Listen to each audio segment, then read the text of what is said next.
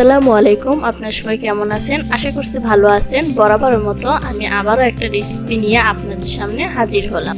শীতের জনপ্রিয় পিঠার মধ্যে আরেকটি পিঠা ভাপা পিঠা। শীতের ঐতিহ্যবাহী রাজকীয় স্বাদের ভাপা পিঠা তৈরি করে দেখাবো অত্যন্ত সহজ পদ্ধতিতে, আর খেতেও অনেক মজা।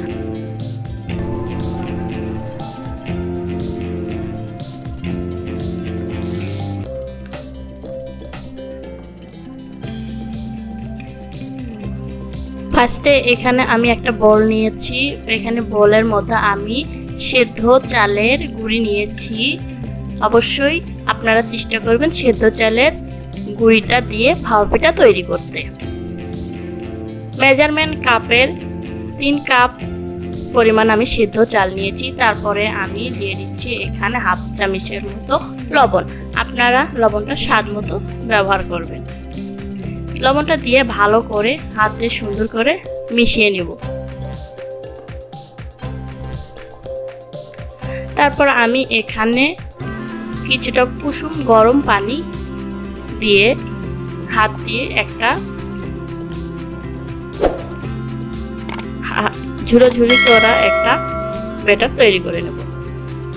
অবশ্যই ব্যাটারটা কিন্তু নরম হওয়া যাবে না। যতটুকু পানি প্রয়োজন ততটুকু দিয়ে আমি এখানে মিশিয়ে নেব। আপনারা দেখেই বুঝতে পারবেন কীরকম একটা পারফেক্ট আমি তৈরি করতে হবে। অবশ্যই আপনারা আতপ চাল দিয়েও করতে পারেন, আবার শুকনো চাল দিয়ে গুঁড়িটা দিয়েও তৈরি করতে পারবেন ভাপা পিঠাটা।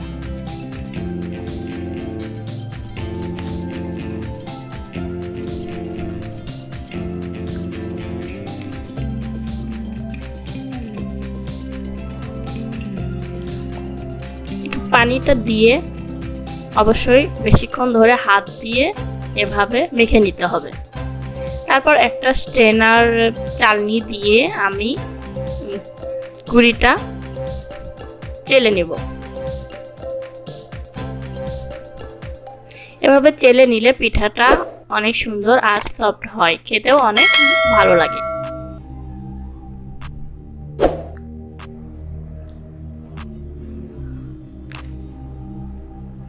আপনারা যদি মনে করেন ওভাবেও করতে পারেন, চেলে না করেও। আমি সবগুলো গুঁড়ি এখন চেলে নিয়েছি। আমি এখানে পিঠা তৈরি করে জেনে নিয়েছি কিছুটা চেরি, আর নিয়েছি হাফ কাপের মতো নারকেল কোড়া। আপনারা চাইলে চেরিটা স্কিপ করেও যেতে পারেন। আর নিয়েছি এখানে আমি হাফ কাপের মতো খেজুরের গুড়।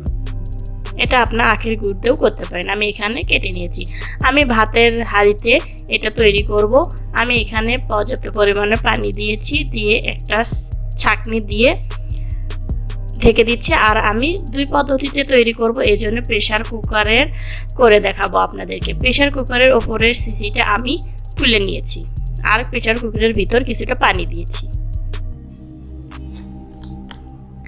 আমি যেহেতু 2 ভাবে তৈরি করব, আগে আমি ভাতের হাঁড়িটার জন্য এরকম একটা ছোট ভাপা পিঠার সাজ নিয়েছি। এখন আমি এভাবে গুঁড়িটা দিয়ে উপর দিয়ে একটু গুড় দিয়ে নেব। তারপরে আবারও আমি উপরে একটু গুঁড়িটা দিয়ে আবার একটু নারকেল দিয়ে তারপর চেরি দিয়ে আমি পিঠাটা তৈরি করে নেব। আপনারা আপনাদের পছন্দ মতো তৈরি করতে পারেন সাজিয়ে।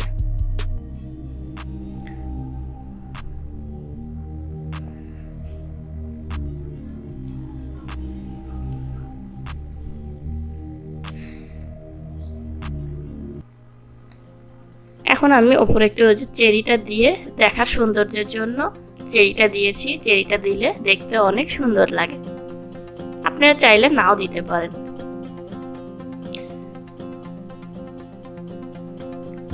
এইরকম একটা সুতি কাপড় আমি নিয়েছি। কাপড়টা অবশ্যই পানি দিয়ে ভিজিয়ে এক্সট্রা পানিটা ঝরিয়ে নিয়েছি। ওপর দিয়ে এখন দিয়ে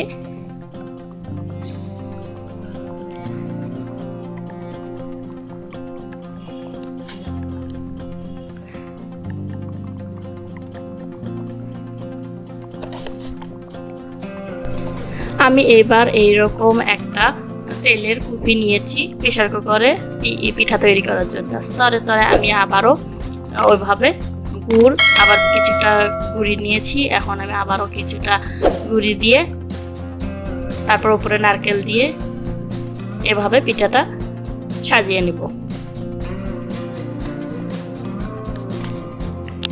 প্রেসার কুকারে পিঠা বানানোর জন্য এইরকম অবশ্যই তেলের কুপি প্রয়োজন আছে।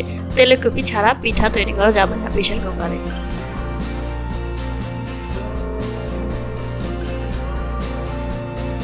এটার ভিতরেও আমি কিছুটা চেরি দিয়ে সাজিয়ে নিচ্ছি। আগে থেকে তৈরি করা ওই পিঠাটা আমি একটা স্ট্রেনারের ওপর দিয়ে নেব। অবশ্যই পানিটা আমার গরম হয়েছে। এখন আমি উপর থেকে ঢাকনাটা তুলে নেব। পিঠার শাঁসটা তুলে নিয়ে ভালো করে পিঠাটা এভাবে কাপড় দিয়ে কভার করে দেব।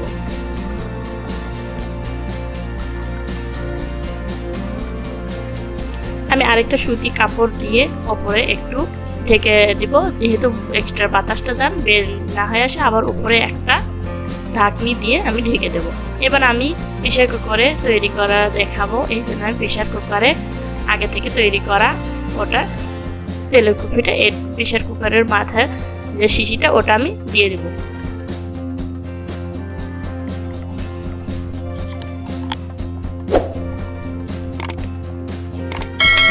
আমার পিঠা তৈরি করতে প্রায় 1 ঘন্টার মতো সময় লাগবে।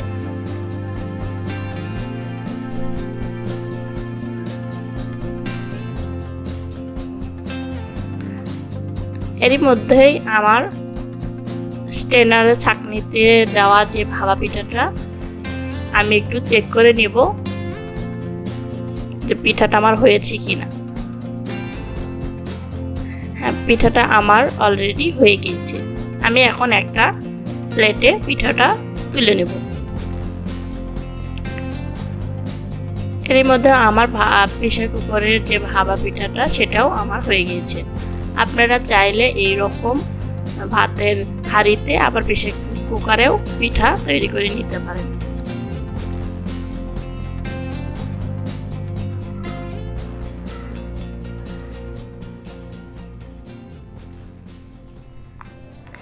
আমি সবগুলো পিঠা এরকম করে তৈরি করে নিয়েছি।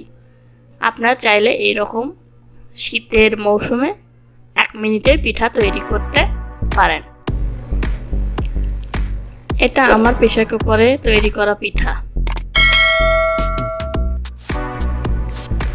আমি একটু আপনাদেরকে ভেঙে দেখাচ্ছি। পিঠাটা অনেক সুন্দর, সফট আর খেতেও অনেক মজা হয়েছিল। আমার ভিডিওটি ভালো লাগলে লাইক, কমেন্ট, শেয়ার এবং সাবস্ক্রাইব করবেন।